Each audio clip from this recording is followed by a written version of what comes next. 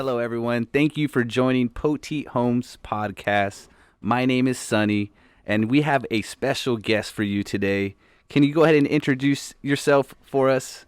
Well, good morning, Sonny. This is Craig Owen. I'm operating principal for actually the Keller Williams Heritage office, which you are an associate with, and doing quite well in the industry and real estate, and you're turning a lot of heads. So I'm out here visiting you out here in Poteet, Texas today. The big city, man. Thank It's you. been a long while. It's since childhood coming out here and picking the strawberries with my parents. Long live Poteet. This is the big metropolitan city I'm in out here. Beautiful place you have here too. Yeah, I appreciate that. You know, it's been life-changing joining your company, and I'm just grateful for you to have come and blessed us with your presence today, Craig. Thank you. You know, so thank you for that. And, tell us a little bit about maybe some tips you could give us in this real estate market.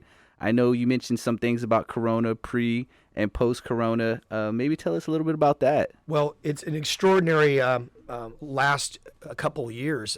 We've seen this industry change and dramatically change because of just the world events.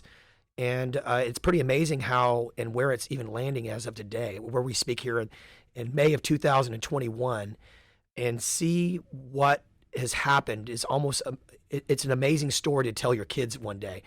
Real estate is the hottest it's ever been. And I think, and just talking to experts and to industry experts in this, what we've seen are some amazing things that have happened.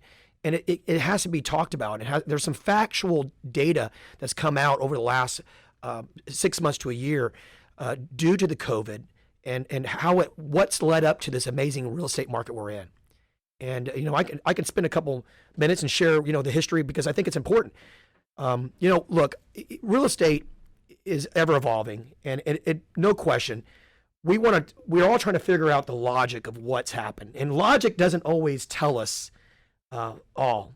We also have to know that logic makes you think, but emotions make you act. And we've seen the consumer right now in this market, it doesn't make logical sense, but emotionally it makes all the sense in the world. So let's start back, 2008. What happened back in 2008, if you recall? Yeah, the How big old crash, were you in right? 2008? So 2008, man, I was probably just trying to get through my sophomore class in college, man. I was probably putting on my helmet, playing for the University of Incarnate Word. Wow. Yeah, had my shoulder pads, being laced up, my shoes. So I mean, football was your thing. Yeah, man. So I wish it was real estate. Yeah, but though. it wasn't real estate crash. Well, I was going through where you're at. I was embarking on a real estate career. I actually got into it in the 80s, 88. I got into it. I'd already been into it about 20 years, and back in 2008, it was pretty emotional. Okay. Because basically the mortgage meltdown, 2008, 2009. Right. It didn't hit San Antonio, Texas, or the area for a couple of years until about 2009, 2010. We started seeing that. Basically, what happened was we were making loans. The mortgage industry was making loans for people that shouldn't really have qualified for loans. There was a lot of mortgage back securities that were basically loans on the backside were being made and being sold at a high premium. And because of that, you had basically Tom, Dick, and Harry and anybody that could just no do tax reports or anything, do a right? sniff report. If you could breathe, you could get a loan. And unfortunately, those low-income, non-stated income loans, and even you didn't have to prove you had a job. Literally, they were literally making loans left and right, and it increased the market because there was so much purchase money available. You had people that shouldn't have been qualified for homes buying. So even if you bought a home in, say, California, you saw increases in the market month over month, 3, 4, 5, 10%, and literally double digit appreciation. Okay. Which in turn created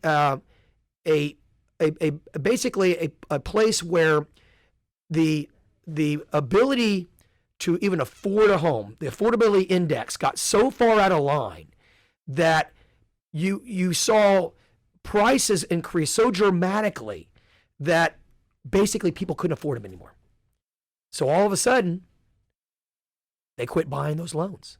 The secondary market said, we're concerned we can't buy these loans. Too we're expensive. afraid it's too the market can't hold what we created our own monster. Right. And so because the mortgage industry those loans couldn't be purchased on the secondary market, they couldn't originate because they had no more money to originate. You had to sell those loans for the mortgage guy to go out and buy, to originate more loans.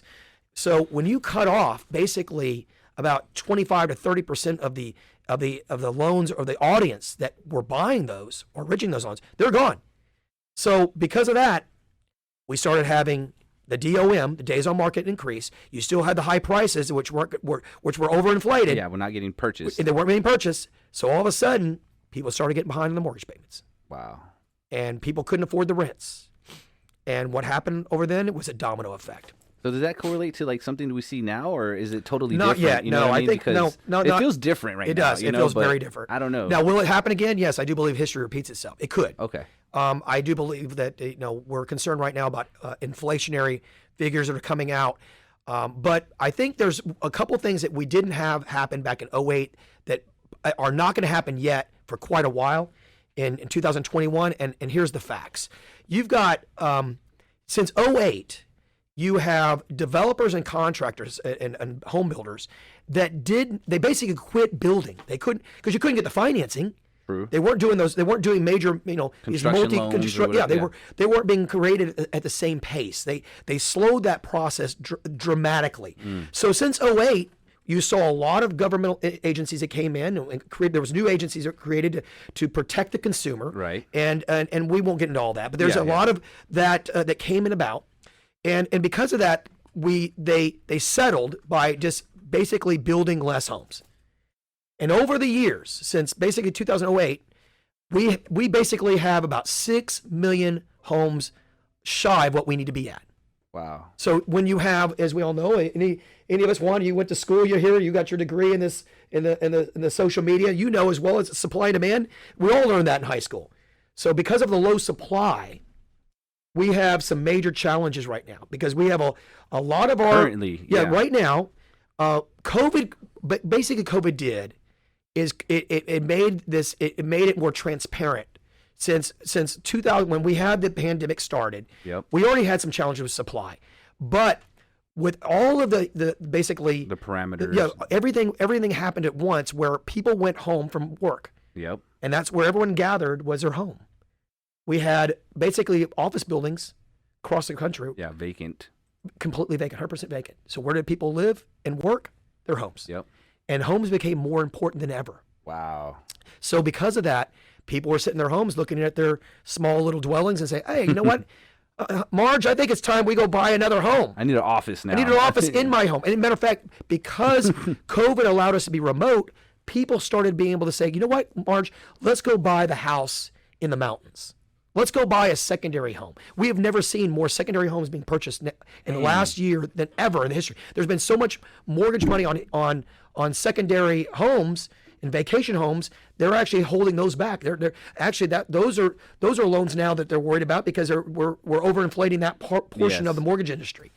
So with that being said, 6 million homes shy of where we should be, based on immigration, based on if you think about all the young audience in their early 20s, they're getting out of the house, they're getting out of college, they got good jobs, they need housing. They're not going to live with mom and dad for the rest of their lives. They're not going to do it, and they're tired of doing that anyway. The last year, we all said, you know what, we need to get another home or a larger home, or build a secondary home because there's too many of us.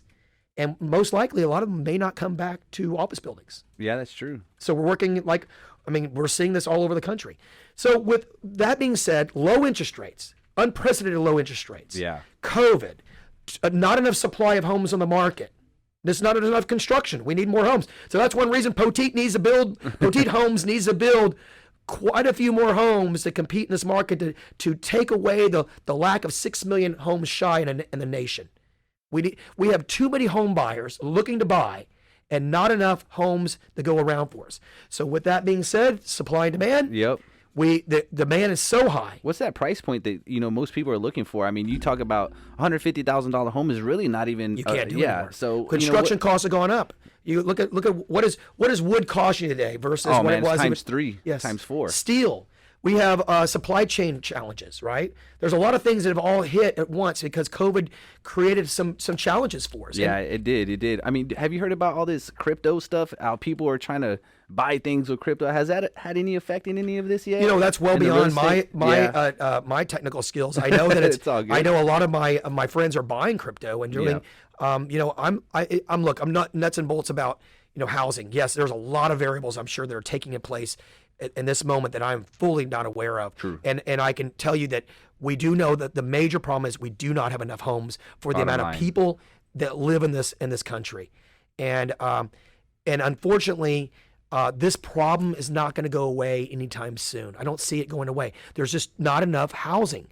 I'm going to see that. I truly believe that over the next few years, we're going to see more and more office buildings being reappropriated and being.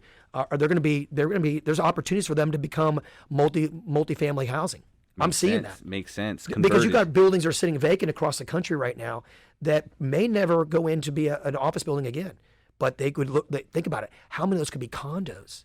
How many of those have opportunities for families to live in? And still at the end of the day, we want to live in a country. Well, there's still quite a bit of use for living in a big city. And with COVID, we're coming out of this. Yes. With all the vaccinations, I do believe that people will congregate and we'll see more public social connections. Yep. Because we're kind of normal in a way. We're human beings. We want to connect. Sure. Yeah. And social media has allowed us to do this during COVID, but there's also still a physical presence. We like housing. We like homes. Yeah, for sure. So like the metropolitan areas are still going to be a focus for people to try to go and live, or is it the rural area, or where are we at with all that? I think overall, Sonny, it's everywhere. It's not just remote. We're seeing it even in big cities.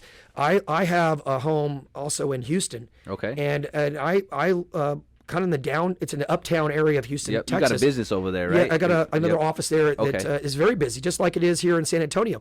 And we're seeing, I was in this building and it was 98% occupied for the last time I checked. And these people are paying good money to live there. And so even though there's office buildings beside me, high rises, they may be their occupancy level may be very low, but the residential portion, they're busier than they've ever been. Maxed out completely.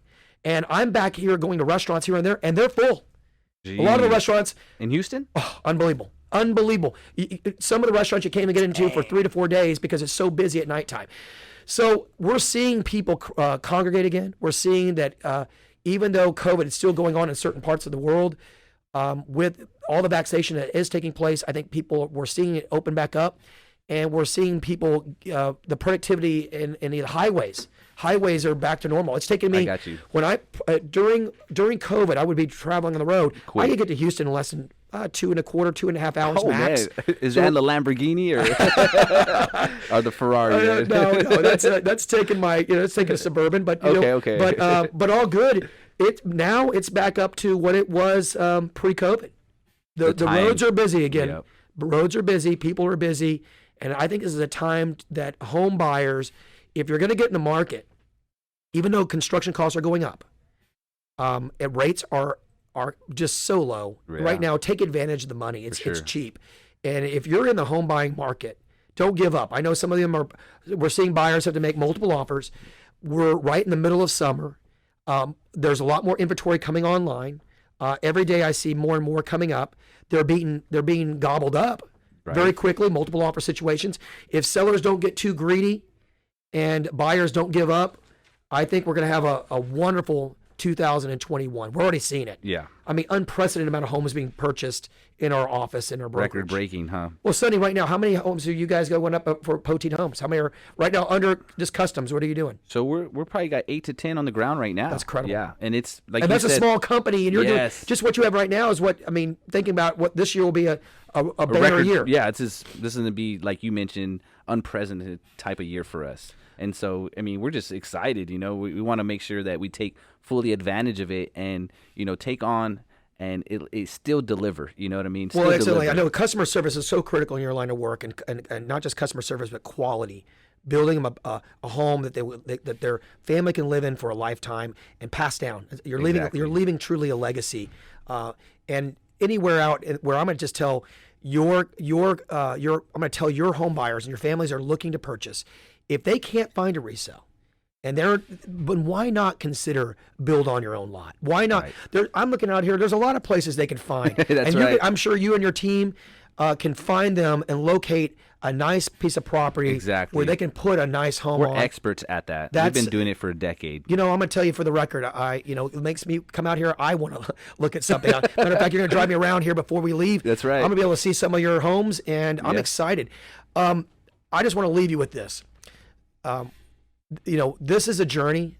We're seeing this. We do know that it's been a struggle for some home buyers coming out of COVID and looking at this, but I can truly say that the real estate market has never been hotter. And I truly believe it's going to get hotter. Oh, wow. Because we do not have enough homes on the ground. Jeez. And we're seeing it. We're going to see 2021 in the rearview mirror pretty soon because we're going to be so busy we can't keep up with it. That's not bad. I think people, I've heard some buyers say, well, I just want to wait until it settles down. I don't think that's going to settle down anytime soon. I don't see it. And sellers. And what do you mean by that? Like 1 year, 2 years, 3 years? I mean, what does settling down anytime soon mean? The experts are saying, and I mean, I've got some good friends that work for Texas A&M that were doing a lot of research for the real estate center. Yep. And he consults me considerably every year, every quarter. He's giving me updates. An update. I don't believe it's going to settle down based on the amount of homes that have to be built to keep up with the amount of consumer demand. I don't see it slowing down for a few years. Just don't see it. I just as long as rates don't increase dramatically, and we keep inflation in check, I don't see it slowing down. I just don't. So gear up. Basically, gear up, prep, make sure all of our tools are in place to serve our clients. And making clients realistic about home price, home construction costs. Make them realistic about when sellers put their home on the market, making sure they do the necessary things to put them on the market. That way it doesn't affect financing. For sure. Like deferred maintenance. Yeah. Certain things that are safety issues. Making sure they prep the home before they put it on the market. Yeah, exactly. And don't get unrealistic. Don't, end of the day, people say, well, appraisals don't matter. Well, they still do matter. I mean, banks they're not idiots. They're going to loan money they're not going to loan stupid money. They're going to loan money that they can justify. I know a lot of folks are waiving appraisals right now. We're seeing offers where buyers are putting in, I would say it's not uncommon to see a lot of offers going in, 5 to 10% more than list price. List right? price. Yep. And they're waiving those appraisals. And we're seeing a lot of interest out of state purchases. A lot of California buyers right now. Where to them, paying an extra $50,000 over list price is nothing. They're purchasing homes that are far less than what they're selling. Exactly. In the northwest part of the country.